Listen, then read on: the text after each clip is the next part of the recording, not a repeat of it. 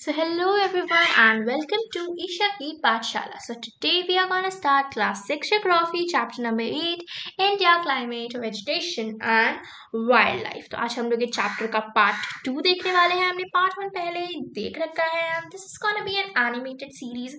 इसके पार्ट 1 का लिंक मैं आपको आई बटन पे प्रोवाइड कर सकती हूँ. आप आई बटन पे जाके इसका पार्ट 1 पहले देखिए तभी आप पार्ट 2 पे आइए ताकि आपको पार्ट 2 अच्छे से समझ में आए. तो पिछले क्लास में हमने कब लीव किया था? हमने नेचुरल वेजिटेशन स्टार्ट नहीं किया था, है ना. तो अब हम क्या स्टार्ट करने वाले हैं? नेचुरल वेजिटेशन स्टार्ट करने वाले हैं. हमने वहां पे लीव कर दिया था. तो नेचुरल वेजिटेशन में क्या पहला टॉपिक है? देयर आर नेचुरल वेजिटेशन में क्या होता है ना, स्मॉल प्लांट्स होते हैं, स्मॉल श्रब्स होते हैं. तो there are small plant shrubs, cactus, flowering plants, बहुत छोटे छोटे हाइट्स के होते हैं, हमें पता है ना.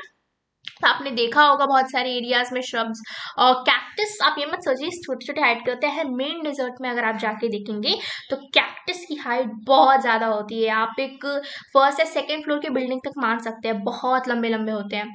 Next, beside there are many tall trees. बहुत सारे टॉल ट्रीज भी होते हैं with many branches like neem, mango and palm.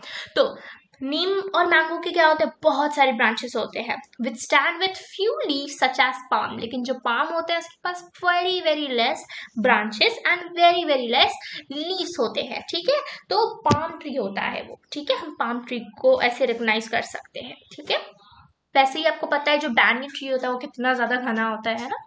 Next क्या है? The grasses, shrubs and trees which grow on their own without interference of or help from human being are called as natural vegetation. ऐसे plants, ऐसे trees, ऐसे shrubs और grasses जो without human interference, मतलब human उसको पानी नहीं देगा, ह्यूमन उसको सनलाइट का उसका कोई जिम्मेदारी नहीं है, उसमें कुछ भी इंटरफेरेंस नहीं कर रहा है, और अगर ये सारी चीजें खुद ब खुद बढ़ रही है, अपने आप बढ़ रही है, तो इसको हम क्या बोलेंगे? Natural vegetation. यहाँ पे ह्यूमन इसमें कोई भी रोल नहीं निभा रहा है, सब नेचर के हिसाब से हो रहा है. ठीक है. So different types of natural vegetation are depend on different climatic condition amongst which the amount of rainfall is very important. बारिश नहीं होगी तो कैसे बढ़ेगा? अगर सनलाइट ही बहुत ज्यादा हो गई, पानी ही नहीं मिल रहा है, तो कैसे बढ़ेगा, है ना. और इंडिया के पास आपको पता है, सेकंड पॉइंट है कि इंडिया के पास आपको पता है कि कहीं पे बर्फ गिर रही रहेगी और कहीं पे क्या होगा? बहुत ही ज्यादा धूप होगी, जिसकी वजह से क्लाइमेटिक कंडीशंस वेरी होती है. और एरिया वाइज क्या होता है? अलग अलग क्या बोलते हैं, अलग अलग वेजिटेशन होती है. नेक्स्ट टॉपिक है व्हाई आर फॉरेस्ट नेसेसरी. उससे पहले हम एक बार ट्री का, ये जो फॉरेस्ट का एक डायग्राम है उसे समझ लेते हैं. तो फॉरेस्ट में जो सबसे मैक्सिमम हाइट के ट्रीज होते हैं 60 सेंटीमीटर्स एंड अबव, उनको हम उस ट्रीज के हाइट और उन लेयर को हम इमर्जेंट लेयर बोलते हैं. Next layer after emergent layer is called eight canopy. जो 40 मीटर्स के हाइट के होते हैं ट्रीज, उनको हम बोलते हैं कैनोपी. ओके.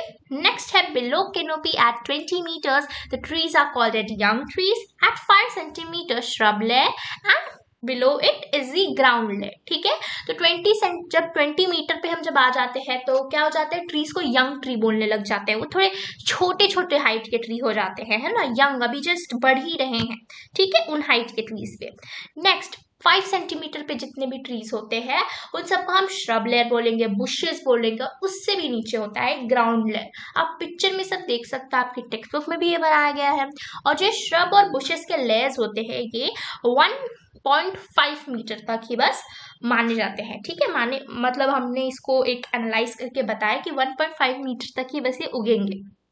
ठीक है, एंड बहुत सारे रेसिडेंशियल एरिया में तो इसे कट भी किया जाता है उसकी शेप को मेंटेन करने के लिए. ओके.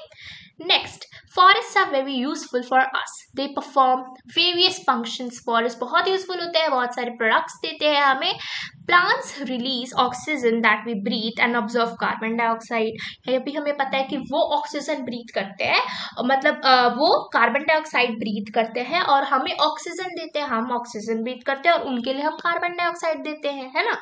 तो नेक्स्ट क्या है? The roots of the plants bind the soil. Roots जो होते हैं प्लांट के वो सॉइल को बाइंड करके रखते हैं, जिसके वजह से सॉइल इरोजन नहीं होता, मतलब जमीन खिसकती नहीं है ना. बारिश आ जाए तो जमीन थोड़ी ना खिसक के चली जाती है. तो फॉरेस्ट जैसे कि मैंने कहा बहुत सारे प्रोडक्ट्स प्रोवाइड करती है, वुड प्रोवाइड करती है, फूड मतलब बहुत सारे खाना और बहुत सारे एनिमल्स के लिए रहने के लिए शेल्टर, और फिर फर्नीचर, फिर गम, जैसा कि आप ये एक यहाँ पे जेम जैसा कुछ देख पा रहे हो ना फर्नीचर के बगल में, that is known as the real gum, okay, इसी से ग्लू बनता है। Honey bee, forest are the natural habitat of wild life, है ना, वहां पे बहुत सारे एनिमल्स रहते हैं।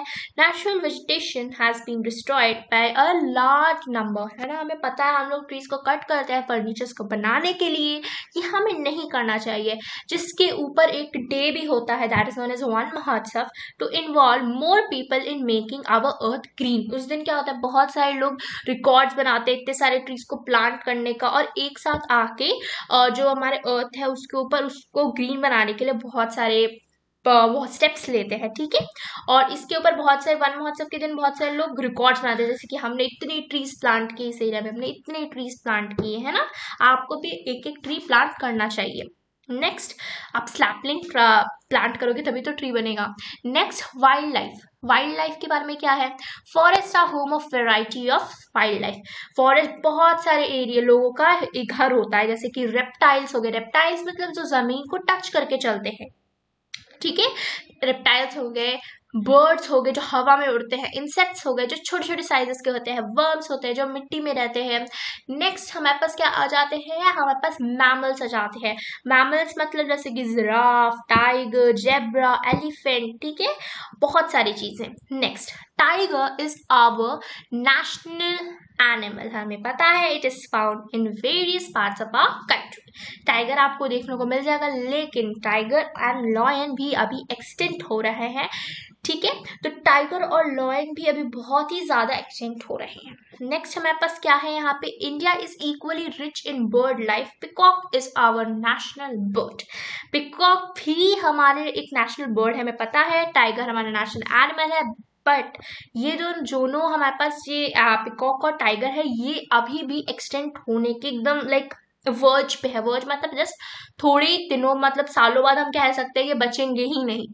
इसी की मतलब ये जो चीजें हो रही है इसी को बचाने के लिए क्या होता है, इसी को बचाने के लिए हमारे पास जैसे कि वाइल्ड लाइफ सेंचुरीज होती है, वो हम आगे देखेंगे। There are several hundreds of species of snakes found in India, cobras उनमें से सबसे ज्यादा खतरनाक होते हैं, है ना, उनमें से ही एक होते हैं, ठीक है, तो कोबरास बहुत बड़े बड़े होते हैं, it can swallow human also, like human kid, और अगर आप टीन हो तब आपको भी स्वॉलो कर सकते हैं, इतने बड़े बड़े होते हैं। Then in order to protect, मैंने जैसे कि कहा था, in order to protect some endangered animals, endangered animal means जो लाइक वर्ज पे है एक्सटिंक्ट होने के लिए, उन सबको प्रोटेक्ट करने के लिए national parks, sanctuaries and biosphere reserves बनाए जाते हैं। ये सब क्या होता है, लार्ज एरिया होते हैं जहाँ पे बहुत सारे एनिमल्स को रखा जाता है, उनकी ब्रीडिंग कराए जाते हैं, उनको लार्ज नंबर में रखा जाता है ताकि वो दूसरे के खाने से बच रहे, ठीक है। नेक्स्ट है migratory birds, some birds such as pink tail dark curlews flamingo osprey and ऐसे ही कुछ अलग अलग बर्ड्स जो अलग अलग कंट्रीज से आती हैं in winter season every year. जब वहां पे विंटर पड़ती है तो इंडिया में क्या होता है, समर होता है, इसी की वजह से वो उधर से उड़ के इधर आ जाती है, अपने एग को लेकर के लिए आती है, विंटर से बचने के लिए आती है, एंड मेनी मोर रीजंस, उन सबको हम माइग्रेटरी बर्ड्स बोलते हैं। So that's it for this chapter. Don't forget to subscribe to our channel, press the bell icon and like this video if you like it. Thanks for watching.